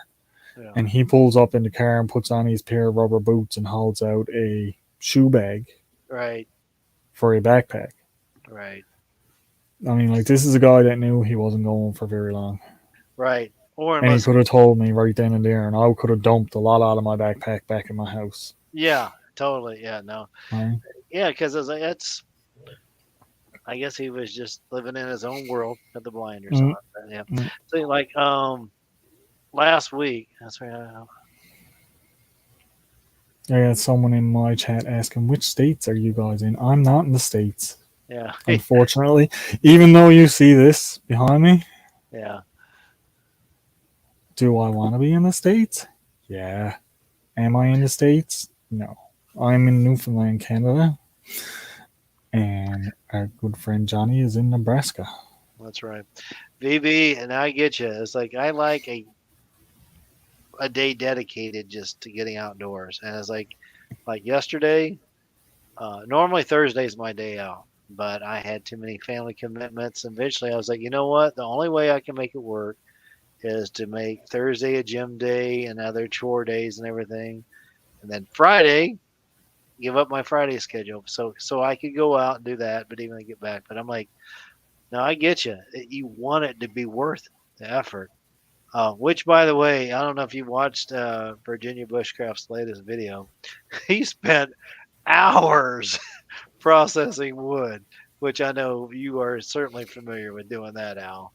But yeah, it was, folks. If you guys haven't seen it, yeah, he's got a nice little series where he started with a lean-to debris shelter, converted it to an A-frame, and then now he slept in it, and so he's putting in the hours out there. It's kind of neat to see. It's been out. I think a few weeks went by before he could get back out there, and it's weathered the storm pretty well. So, but yeah, it's I don't know. We take what we can get. Sometimes I can only go in the backyard. You can only go in the back step, but we're still going to play. Yeah. But oh yeah, now I know what I was going to say. Last week, I was supposed to have a partner on the trail, and so I'm sitting there game timing it. I'm like, if he comes, I actually had a stake for him and stuff, and I was like, this is the setup, but if he doesn't, I'm still going. And Yeah. I'm like, and it just changed my mind. No more strength in numbers. I was like, okay, you are completely on your own. Don't even think about getting help. So be cautious. Be cautious out there. Don't twist an ankle, fall, break a leg, or something like that. You want to get home. So, which caused me to move even slower than what I really wanted to do. Yeah. But in the end, it was good. I'm happy I did it. And now I'm looking forward to I guess the next couple of weeks. Next week is Kit Tibbetts gathering, so I'll teach bow drill and I'll hang out there. And after that, off to Ohio. I have a full pack, I don't come home for usually 2 to 3 days. That sounds about right. It sounds like very good times. Yeah, absolutely. Yeah. Um, dude, there's a place I want to take you to in Colorado. I think it's up by the Bells. I don't know if you've heard of it or not. No. It's up at altitude. A lot of people like to go up there to get married, but I was watching one backpacker, Syntax 77, and he got up to this lake, and it's just gorgeous there. Now, he would quickly moved on to do the rest of the loop. Me, I'm like, I'm going to go there and park it for a few days. Yeah. Just sit there for a while and take it in. Yes. I'm like, I don't mind sucking in, thin air for a while to get to a spot that's worth it. I'm like, I think it was so pretty. I'm like, Al, you would love it. You make it out here, I think that would be a trip we should make happen. Johnny is actually the host of this stream. I'm sharing out my stream from Johnny's. Johnny, for whatever reason here right now, StreamYard is not showing my chat to Johnny, so I got it up. So I'm keeping an eye on you guys over there. Yeah, it's wild. I'm like, I see you up here. It says you're streaming it. Yeah. And it says I can remove you, but I ain't going to do that. So I'm like, technology. Yeah, mine just says I'm live, and how many you got on your side? Edit and remove. Right now I have 5. Okay. It's been hovering between the 5 and 10 for the most part. I got 5. Good Times has 4 over there right now. Yeah. Yeah, it's tough to VB to stay out very long. I've done a couple by myself, but normally that's been in more established areas, campgrounds and stuff. But I want to stay longer. If I had the time, I would have stayed in Missouri a couple more days. But gotta get back. Did get me thinking though, because it was absolutely zero signal. I do have to get one of those garments, so I can at least GPS signal back to stuff. Wasn't really worried about the Yodis out there. I was keeping that in mind from Jason's experience. But it wasn't as big as worry as what he had. Yeah. You're okay. The hiss. I opened the bottle and the hiss of it. Doors hopped up and moved. She's like, nope. I'm out of here. I'm out of here. Oh man. So, gosh, this has been a good chat. I really enjoyed having the different panelists up here. Mark was. Yep. It's nice sometimes to just open it up. Right. So, well, while we didn't talk specifically the challenge, we did talk about getting out, which is going to lead to other challenges for sure. But we talked about a bunch of different challenges, so it all falls into it. We did a lot of camping talk and stuff like that, and that's what we're here for today. And it doesn't always have to be right. The challenge. Let's talk about the videos every single time we come up. It doesn't always, and we've said that from the get-go. It's not always going to be that. No. Some days we're just going to get on here and hang out and talk about our camp stuff. Right. And that's good because as much as I enjoy our Wednesday chats, the crowd is diverse. So it is good to. This is about as close as you and I can get right now, sitting around a campfire and just kind of chit chatting about these types of things. 14 days, dang! 14 days every summer they teach. That's pretty darn cool. I'd love to section hike for about five. Spend a week, go from point to point. See, if I was going to go on an extended trip like that, I'd like to do it in, okay, we're going to find a really good spot, and that's going to be base camp for the 14 days. Yeah. And then let's see what we can do with this area for 2 weeks. Right. Because the day before or the day that you're leaving, you can always, like if we're building camp chairs and furniture, making it homey. Right. Yeah. Right? And then the day that you're leaving, it's just, cut the string and let it fall apart. Yeah. toss your materials. You don't have to leave it in place and stuff like that. But that's more of what I would like to do on a thing like that. That would be fun. Absolutely. For sure. See, that's the one survival school I was looking at doing the intermediate. And I think its roots were more, what do you call it? Old time survival, Yep. traditionalist, giving almost like time period, It's by the time I've got it to it, it's morphed into more like old school survival where you're listing objectives where as opposed to, hey, we're going to go out and catch some fish and here's how you do some trips, with fishing, like you got poles or nets or snares, and you're trying to live off the land that way. Now it's more of goal oriented. So originally that's what I thought this one place I was looking at. So now I think I realize I have to develop the skills and the connections to say, guys, we're going to plan on it. Now it's been my mind to do the Grand Canyon, but now I'm kind of shifting that. I'm like, sure, that would be neat, but my life's not going to be incomplete if I don't do it. I would probably rather do what you're doing because as we're both sitting around the campsite, we're, chopping, whittling, lashing things together. And we're like, hey, we did it. No, ain't this cool? And you sit and enjoy it for a while. You got your chair or whatever it is. And you walk out, I'm like, man, that was a lot of fun. Yeah. Well, that's the other thing too, is like, especially if you're going somewhere, say, I've seen lots of people doing the canoe trips and stuff like that, where I'm gone for a week and every single day you have to get to a certain point and then you got to set up camp and the next morning you got to tear it all down and you got to get to this next point. Yeah, that can be fun because they have a lot of fun on the water in the canoes. Yeah. I'm more of I'd rather have fun on the shore building stuff. Yeah. I mean, right? No problem of getting to that point, but eventually you get to the point you want to spend some time there. Yes. Yeah. I mean, like if I was going, for me, a canoe trip would be, okay, I'm getting dropped at this pond. Yeah.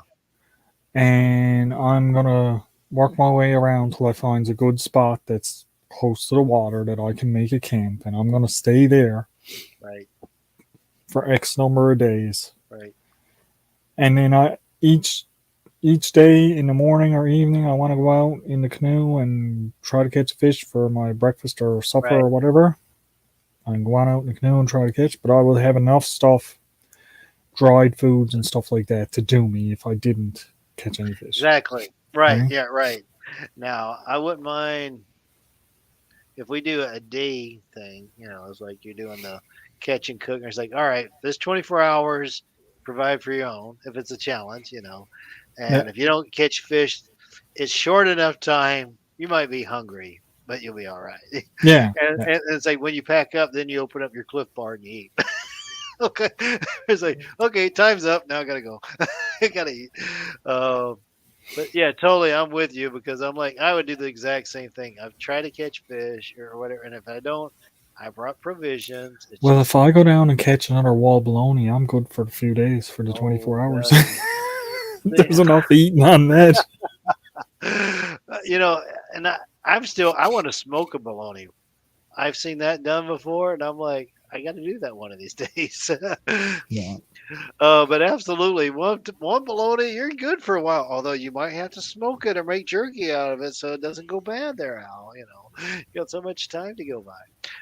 He says AT has too many falls hand over. Oh yeah, those hand over hand cable bridges and stuff. There's some tough sections on the AT for sure.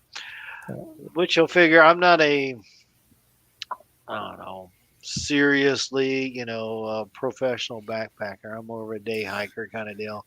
So yeah, I'll choose the easier ones. Yeah, we're not out there thrill seeking backpacking. No. Well, no. Right, that's another thing. Yeah, I'd have to go with somebody that knew what they were doing for that one.